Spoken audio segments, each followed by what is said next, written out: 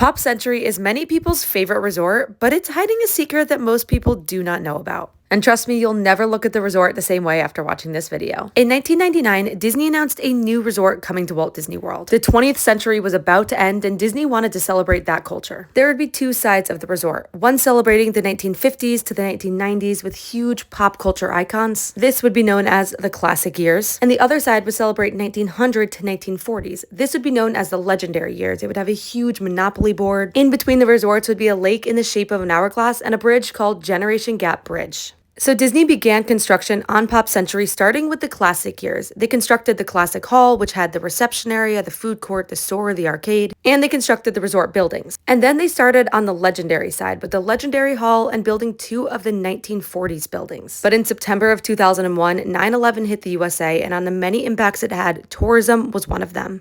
Disney postponed the opening of Pop Century from 2001 to 2003. And in December of 2003, they did open up the classic years side, the 1950s to the 1990s. But they never resumed construction on the other side. After sitting abandoned for over 10 years, Disney ended up converting this into the Art of Animation section, retheming the Legendary Hall. They popped up new buildings for the Lion King section, the Cars section, and Finding Nemo, and they built all those sides with interior hallways. But the Little Mermaid section reused the old 1940s buildings. And those buildings are some of the last traces of the legendary years.